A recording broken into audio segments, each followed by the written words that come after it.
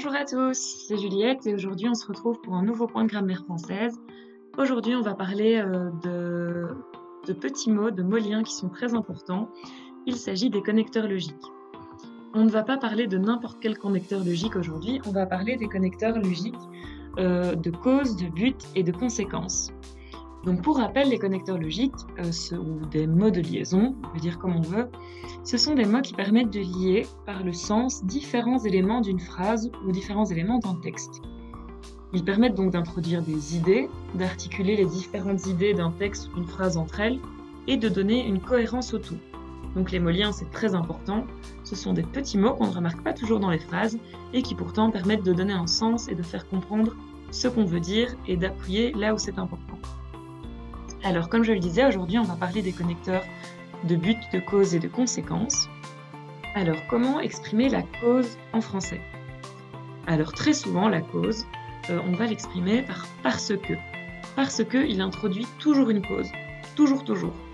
Par exemple, je ne mange pas de poisson parce que je suis allergique. Je suis allergique est la cause pour laquelle je ne mange pas de poisson. Nous ne partons pas en vacances parce que nous n'avons pas de congé. On n'a aucun jour de congé disponible, c'est la cause qui fait que nous ne partons pas en vacances. Elle pleure parce qu'elle est contrariée, la cause, elle est contrariée. Donc parce que introduit toujours une cause à la suite de la phrase. On peut également utiliser car. Donc car, c'est l'équivalent de parce que. C'est donc l'équivalent, mais c'est également plus soutenu. Parce que c'est quelque chose qu'on utilise à tout va, c'est très régulier, très commun comme expression. Car c'est quelque chose de plus soutenu qu'on va utiliser peut-être dans une conversation plus élaborée, plus distinguée. Alors, on peut également utiliser comme.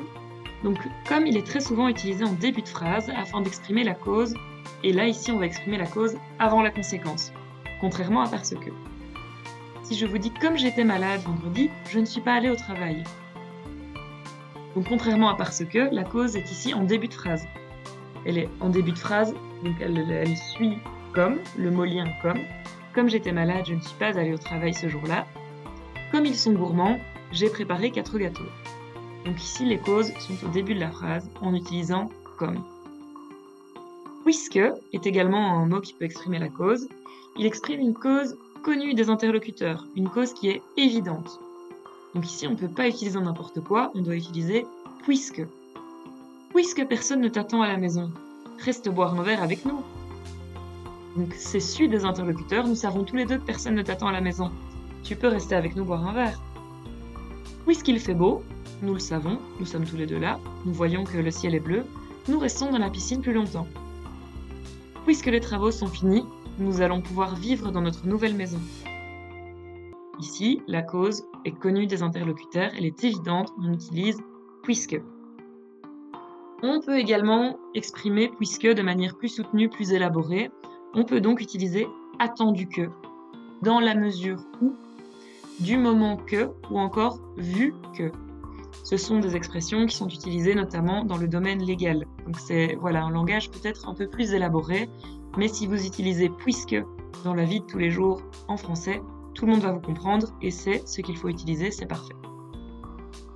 À cause exprime, comme son nom l'indique, une cause, qui peut donc être neutre ou négative. Qu'est-ce qu'on entend par là?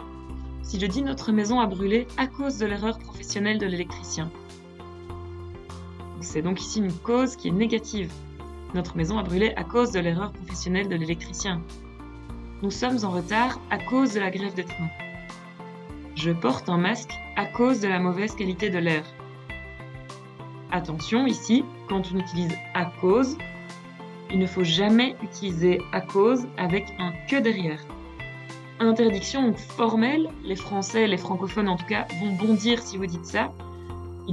Par exemple, il ne faut jamais dire « il ne veut pas venir à cause que sa femme est en colère ». C'est faux. C'est affreux à dire, on ne dit pas « à cause que ». Ce n'est pas français, ce n'est pas correct. Toujours « à cause de », mais jamais « à cause que ». Jamais. Donc, on peut également exprimer la conséquence. Donc, comment exprimer la conséquence avec des connecteurs? Ici, on a « donc ». Donc, il est très courant. Il est utilisé, donc, comme je le dis, pour exprimer la conséquence. Il n'a pas encore 18 ans, donc il ne pourra pas rentrer dans cette discothèque. Ici, ça exprime la conséquence. On peut également utiliser, de manière plus ou moins équivalente, c'est pourquoi. Donc par exemple, dans la phrase de dessus, il n'a pas encore 18 ans, c'est pourquoi il ne pourra pas rentrer dans cette boîte de nuit, c'est ok. Mais par exemple, si je dis la région est dangereuse, c'est pourquoi nous éviterons de passer par là, ça a le même sens, c'est ok, on utilise c'est pourquoi. Alors, le mot alors est également utilisé pour exprimer la conséquence. La porte de notre garage est fermée, alors passons par la porte de la cuisine. On peut également utiliser par conséquent. J'ai bien travaillé cette année et par conséquent, mon patron m'a accordé une prime. Mon patron m'a accordé un cadeau. J'ai bien travaillé, par conséquent, ceci arrive.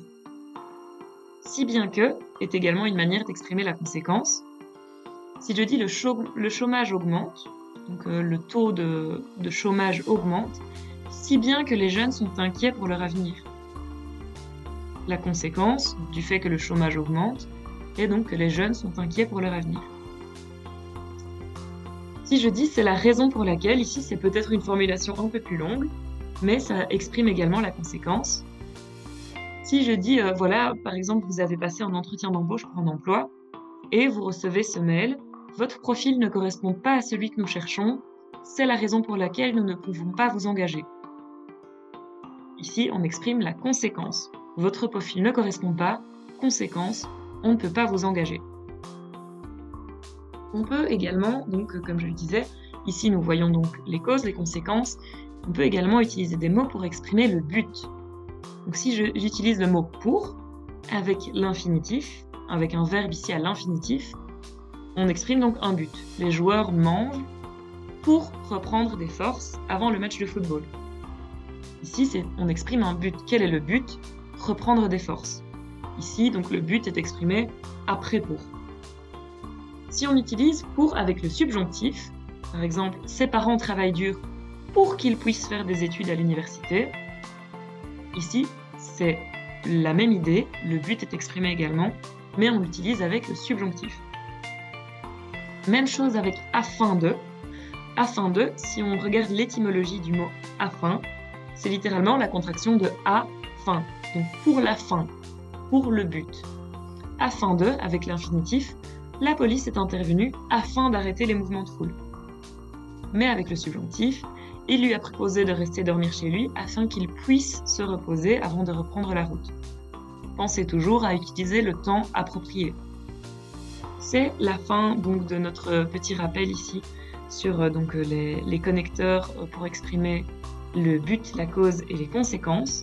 J'espère que c'était clair. À nouveau, le seul moyen de bien les retenir et de pouvoir les associer de manière cohérente, c'est en lisant beaucoup, en ayant beaucoup d'exemples en tête et en prenant bien note de ce qu'on vous dit dans ces vidéos. Je vous dis à très bientôt pour un autre point grammaire. Au revoir.